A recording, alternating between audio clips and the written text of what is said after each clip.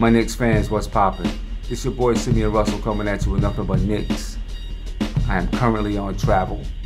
I am hosting an educational conference, so that's why I don't have my regular studio behind me, but I still wanted to get at you and talk about our New York Knicks. Great win tonight, another comeback victory, and I'm trying to tell you, man, these comeback victories are beautiful. We may not like to get down, but I think they mean a lot to this team's development. 3 areas where these comebacks really help the team. 1, it helps the team build trust. You see in these fourth quarters, there's different players playing. Whoever Hornaceks feels is getting the job done is playing. Now you see Doug McDermott got minutes tonight. Ntilikina has been in the fourth. Lance Thomas has been in the fourth. And it's showing that this team trusts each other. They're not worried about who's playing. They're not worried about who's getting what stats. They're playing together and they're playing for each other. And I think it's important. These early comeback victories are important because it's teaching the team that if you trust each other, and you play for each other because you trust each other, you can pull off some amazing things. 2, I think these comeback victories are helping to build team chemistry. Right? When you go through something together and you're going through trials and tribulations, you can't help but to learn about the other person. You start to learn each other's character. Right? You start to learn what that person does under pressure. The coach begins to see, does this person crack under pressure? Does this person here excel under pressure? Maybe this person plays bad throughout the whole game, but when it's a pressure situation, this person can step up. Tim Hardaway does that. Tim Hardaway steps up in pressure situations. I have to give him that. I don't like his game too much. I've said it before. I think his shot selection is terrible, but I got to give it to him. He makes some big shots. He definitely makes some big shots. I really think these victories, these comeback victories, are having a positive impact on team chemistry.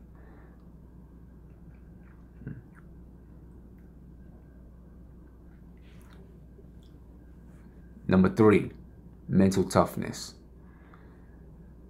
The team is proving that they're mentally strong. Down 19 to the Pacers. A good defensive team. They come back. Down 15 to the Hornets. A team that is supposed to be one of the top in the East. At least top 5 maybe. A good defensive team. A strong defensive team. They come back for another victory. It's proven that they're tough up here. They're tough. And it's not only is it proving that they're tough, but they're proving to themselves that they're mentally tough and that they can withstand any kind of obstacles together as a team.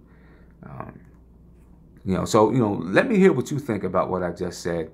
And I'm sure that there are other things that are developing while the team is making these comeback victories. Do we always want to have to make a comeback victory? No.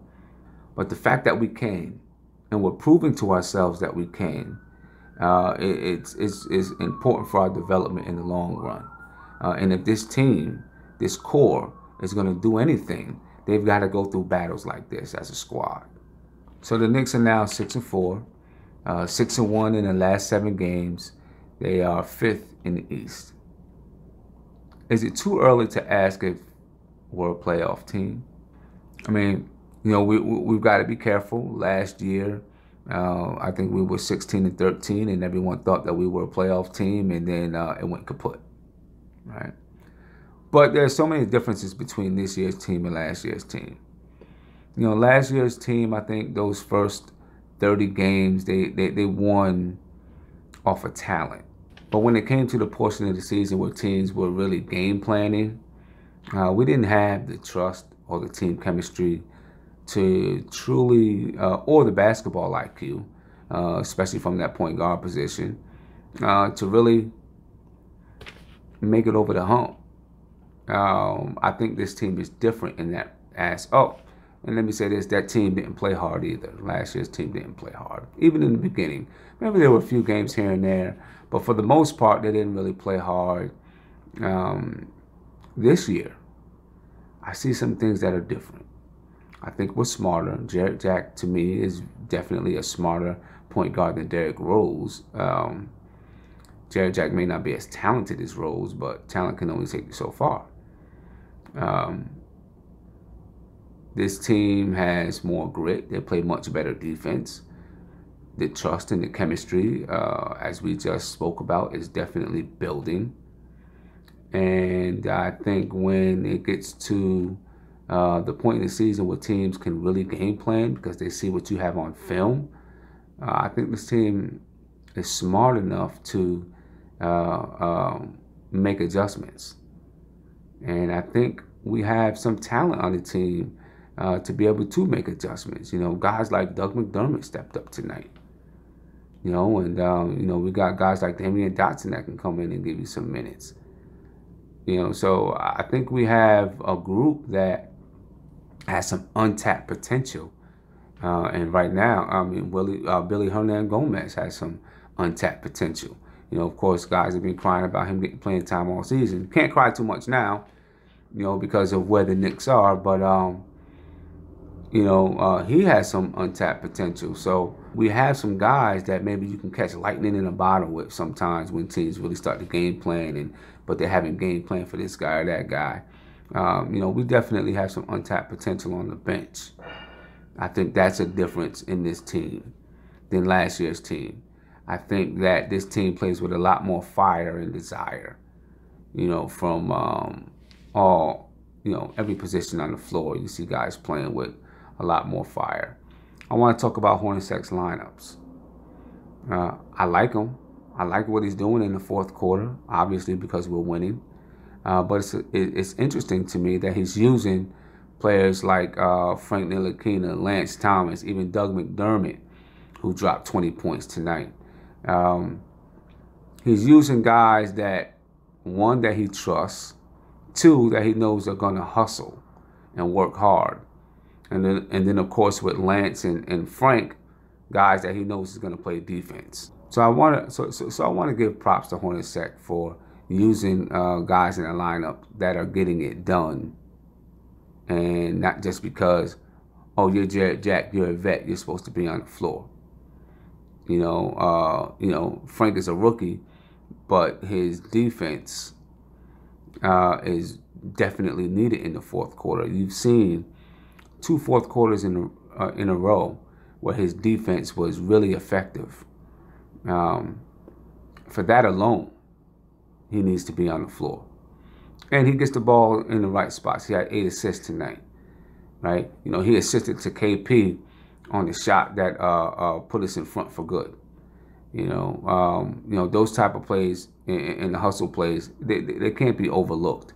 And it's great for him to be part of these comebacks and be on the floor as a key ingredient to the comebacks. Is really great for his development, and his confidence is growing. You see, he wasn't afraid. He missed the 2 threes. He took 2 threes tonight and he missed them, but he wasn't afraid to take them, right? And I think that's big. That's big. He wasn't afraid to take them, and I believe as his career goes on, he's going to hit more than he misses in those situations. Guys like Lance and Courtney Lee, man, these guys are unsung heroes to me. You know, they come in and just work hard and play hard. No matter how many shots they get, no matter how many points they have, they continue to go at their speed of the game defensively.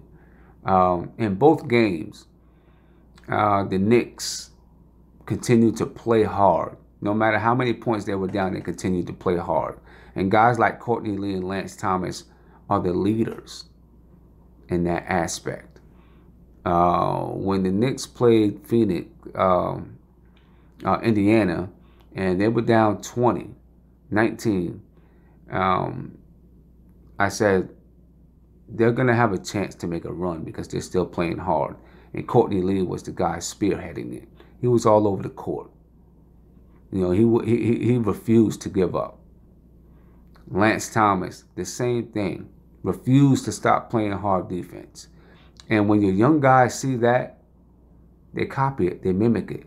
And now they play, and they don't give up. And they don't just let the game get away because they're down what may seem to be an insurmountable amount. The same thing happened tonight. Same thing happened tonight. So I really want to give a lot of love to Courtney Lee, Lance Thomas. Guys are playing hard. Although they're not the stars on the team, they're stars in their role. So you guys tell me, are the Knicks a playoff team, or is it too early? Do we need to wait? I'm going to say we need to wait. I really want to be like, yes, they're a playoff team.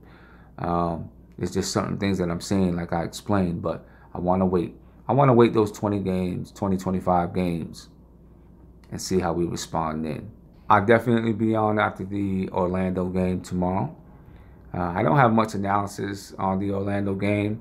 I haven't really paid attention to them much. I do know that they're 6-4. They've been having a decent season. But I'd like to see the Knicks not get down and not have to come back from a double-digit deficit. I want to see Hornaceks is probably going to go deeper into his bench. So we'll see some other guys play. But I want to see our KP's legs going to hold up after playing a tough, pulling off a fourth quarter comeback and playing some tough minutes down the stretch. What's his legs going to be like tomorrow? Is he going to shoot his shot short? How about other guys that had to play the same kind of minutes? Are they going to shoot their shot short? Emotionally, after having 2 emotional comebacks, can the Knicks stay away from an emotional letdown? This could be a game where it could be a game the Knicks get blown to smithereens, right? Just from an emotional letdown. So this is another test, really. It's kind of another test to see how can we respond to prosperity, and how do we respond to playing 2 emotional games and one of them on a back-to-back. All right, so just a few things that we can look for in tomorrow's games. I'm gonna sign off. Have a good night.